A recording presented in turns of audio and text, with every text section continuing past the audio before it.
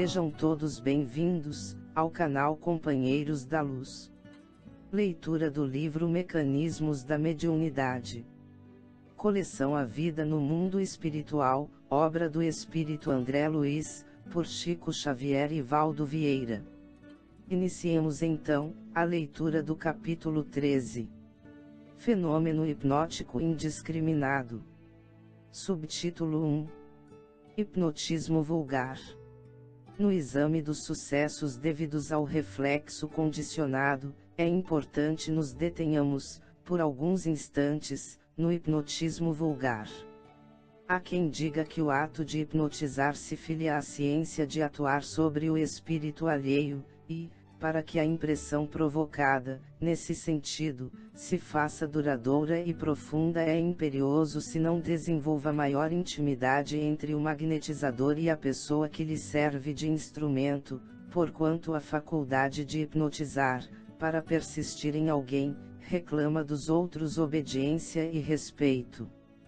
Reparemos o fenômeno hipnótico em sua feição mais simples, a evidenciar-se, muitas vezes, em espetáculos públicos menos edificantes.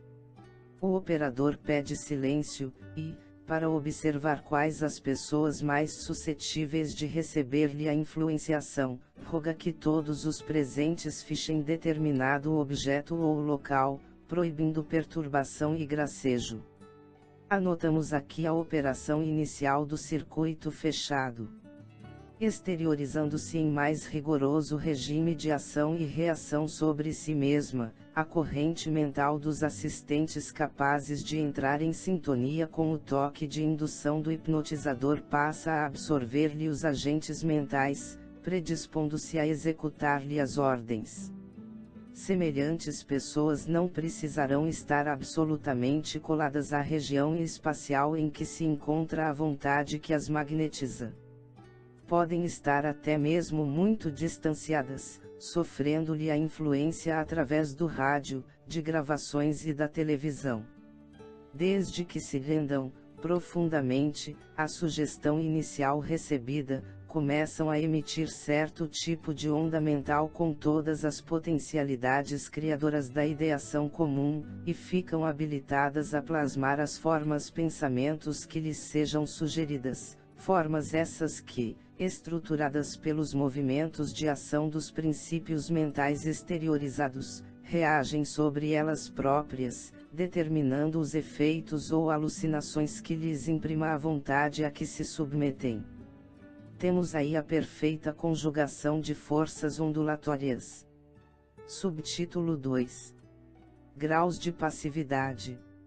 Induzidos pelo impacto de comando do hipnotizador, os hipnotizados produzem oscilações mentais com frequência peculiar a cada um, oscilações essas que, partindo deles, entram automaticamente em relação com a onda de forças positivas do magnetizador, voltando a eles próprios com a sugestão que lhes é desfechada, estabelecendo para si mesmos o campo alucinatório em que lhe responderão aos apelos. Cada instrumento, nesse passo, após demonstrar obediência característica, revelar-se-á em determinado grau de passividade. A maioria estará em posição de hipnose vulgar, alguns cairão em letargia e alguns raros em catalepsia ou sonambulismo. Nos dois primeiros casos, isto é, na hipnose e na letargia, as pessoas apassivadas, à frente do magnetizador, terão libertado, em condições anômalas, certa classe de aglutininas mentais que facultam o sono comum, obscurecendo os núcleos de controle do espírito, nos diversos departamentos cerebrais. Além disso, correlacionam-se com a onda motor da vontade a que se sujeitam, substancializando, na conduta que lhes é imposta, os quadros que se lhes apresentem. Nos 2 segundos, na catalepsia e no sonambulismo provocado, as oscilações mentais dos hipnotizados, a reagirem sobre eles mesmos, determinam o desprendimento parcial ou total do perispírito ou psicossoma, que, não obstante mais ou menos liberto das células físicas, se mantém sob o domínio direto do magnetizador, atendendo-lhe às ordenações. Subtítulo 3. Ideia tipo e reflexos individuais. Na hipnose ou na letargia, os passivos controlados executam habitualmente cenas que provocam admiração pela jovialidade com que se manifestam. O hipnotizador dará, por exemplo, a 10 passivos, em ação a ideia de frio, asseverando que a atmosfera se tornou subitamente gélida. Expedirão todos eles, para logo, ondas mentais características, associando as imagens que sejam capazes de formular.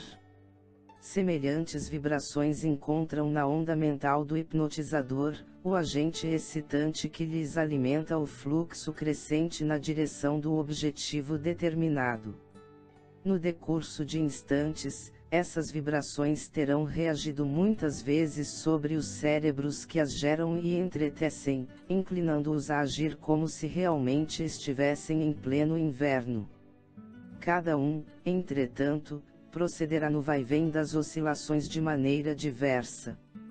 Aqui, um deles abotoará fortemente o casaco, ali, outro se encolherá, vergando a cabeça para a frente, acolá, outro fará gestos de quem toma agasalhos, utilizando objetos em desacordo com os que imagina, e, além, ainda outros tremerão, impacientes, como que desamparados à ventania de um temporal.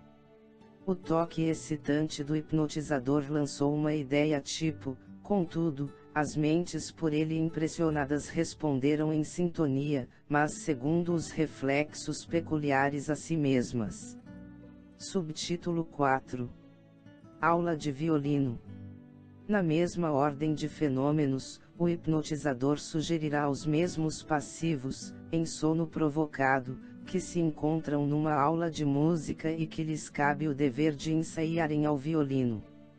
A mente de cada um despedirá ondas de acordo com a ordem recebida, criando a forma pensamento respectiva. Em poucos segundos, sob o controle do magnetizador, tê-la-ão plasmado com tanto realismo quanto lhes seja possível. Os mais achegados ao culto do referido instrumento assumirão atitude consentânea com o estudo mentalizado, conjugando movimentos harmoniosos, com a dignidade de um concertista, enquanto os adventícios da música exibirão gestos grotescos, manobrando a forma pensamento mencionada quais se fossem crianças injuriando a arte musical. Em todos os estados anômalos a que nos referimos, os sujeitos governados demonstrarão certo grau de passividade. Da hipnose semiconsciente ao sonambulismo profundo, numerosas posições se evidenciam. Subtítulo 5. Hipnose e telementação. Em determinados estágios da ocorrência hipnótica, verifica-se o desprendimento parcial da personalidade, com o deslocamento de centros sensoriais. Ainda aí, porém, o hipnotizado, no centro das irradiações mentais que lhe são próprias, permanece controlado pela onda positiva da vontade a que se submete. Nessa condição, esse ou aquele passivo pode ainda representar o papel de suposta personalidade, conforme a sugestão que o magnetizador lhe incuta. O hipnotizador escolherá, de preferência, uma figura popular, um cantor, um literato ou um regente de orquestra, que esteja no âmbito de conhecimento do passivo, em ação e incliná-lo-á a sentir-se como sendo a pessoa lembrada. Imediatamente o sujeito estampará, no próprio fluxo de energia mental, a figura do artista, do escritor ou do maestro, de acordo com as possibilidades da própria imaginação, tomará da pena, erguerá a voz, ou empunhará a forma pensamento de uma batuta, por ele mesmo criada, manobrando os mecanismos da mente para substancializar a sugestão recebida.